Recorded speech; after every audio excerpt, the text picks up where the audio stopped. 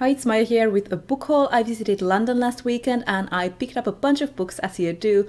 I also have another book haul that I need to film about all the books that I bought since my last book haul video, but this is only the books I bought in London. Let's start with the most exciting one first, shall we?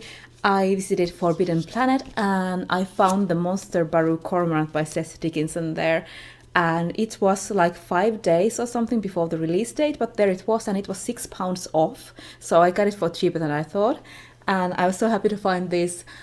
I loved The Traitor Baru Cormorant, which is the first book in the series. I read it back in 2016, I think. Back when I read the first one, I was sort of treating it as a standalone. I really loved it as a standalone, but then I heard that there was a second one coming and I was a bit apprehensive, but now the closer and closer the release date that we have come, I've just become completely excited to read this and read more about Baru. So this is a fantasy series about this one woman, Baru Cormorant, who wants to tear down this empire because of what they did to her family and her home island. They sort of assimilated her home island and brought their own values there and killed one of Baru's fathers. She now wants to take vengeance on this empire from within and is climbing the ranks in the empire. And she sort of takes this political and economical way to get her revenge, which I found really interesting. And I'm a sucker for revenge stories, especially if they focus on,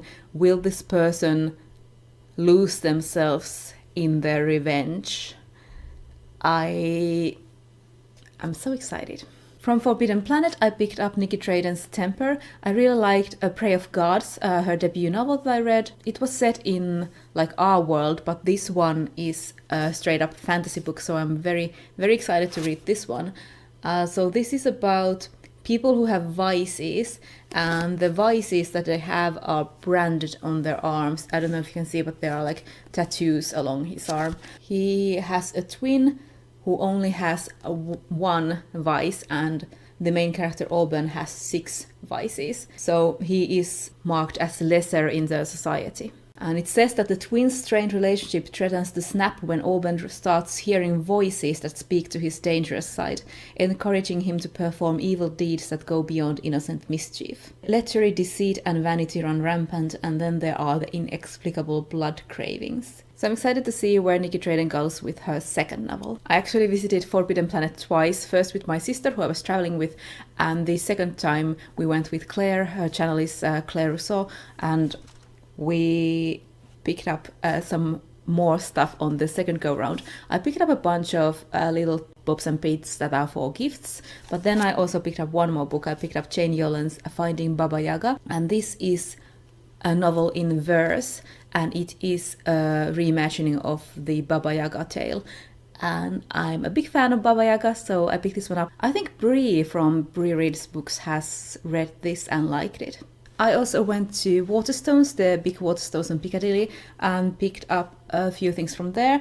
I got the 7th volume of The Wicked and the Divine. This is Mothering Invention, and this is by Kieran Gillen and Jane McKelvey, and this is a series of these gods reincarnating in modern day and what sort of shenanigans they get up to. And I think I will have to reread at least the last one before reading this one to get the full effect, because I'm very quick at forgetting stuff when it comes to comics. Then I picked something that's not actually fantasy. I picked up Agatha Christie's Cards on the Table, which is the next Poirot book that I'm reading in my Hercule Poirot project of reading them in order. And for some reason, this book in English isn't available in any library in Finland. There were like comic adaptations, and then there was the Finnish translation, but I wanted to read it in the original English. So when I saw it at Waterstones, I decided to just buy it for myself. This seems to be about a man who invites Hercule Poirot to a party where there are murderers present. Then the last bookshop that I bought something from was Persephone Books. So they are a publisher that focuses on republishing forgotten stuff, especially by women authors.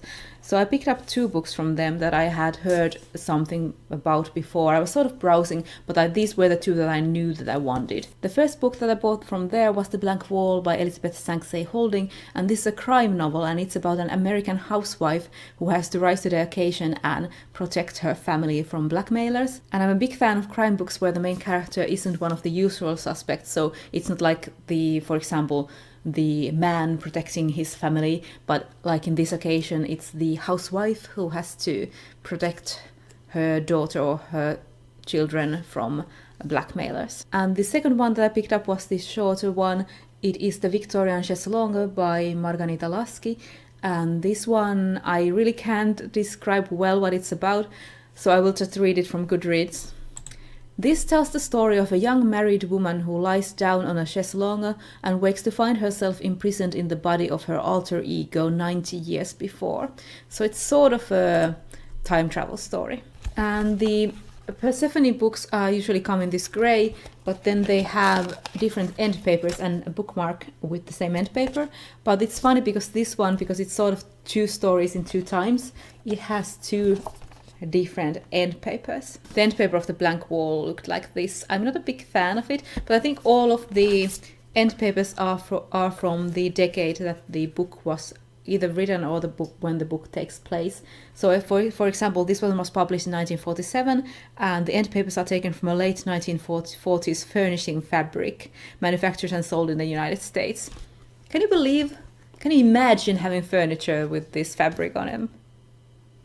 So those were all the books that I picked up in London. I couldn't have picked up any more because no more would have fit into my hand luggage. But I also picked up this Disney villain mug. Like, it has the Queen, the Evil Queen, it has Ursula, Maleficent, and the Queen of Hearts. I'm not a big fan of the Queen of Hearts. I went to the Disney store specifically because I wanted a Disney villain mug that I could take to work and drink from at work. I was thinking that maybe they would have more Disney villain products because it's close to Halloween, but they really didn't, so this one was one of the few. I think they had like 3 villain mugs, and this one was the best of those. And I do like this side of it, but I think the Maleficent Queen of Hearts side, it's a bit too garish in color for my taste, but this side is great. So I picked this one. Instead of having Disney villain merchandise, they had more The Nightmare Before Christmas merchandise. I do love The Nightmare Before Christmas, but I was specifically looking for villains. Other stuff that I picked up from London, I picked up some Jelly Babies because I'm obsessed. With the last of my pounds that I had left on the airport, I picked up some fancy chocolate. And then I also picked up from a random tea store that we passed, I picked up some really, really expensive Earl Grey, but it is so good. So that was a good purchase. So this is my London book haul. I always find it a lot more fun to actually browse the books that I'm looking for, because we don't really have specific big fantasy and science fiction bookstores in Finland. So visiting Forbidden Planet is always fun because I can actually see and browse and see what I can find from the books. It is a lot more fun than just clicking stuff online and then waiting for it to come. But I'm still going to film that other book haul that I mentioned and post it sometime soon. But this was my London book haul. Let me know if you are excited about any of these books, and I will see you in my next video.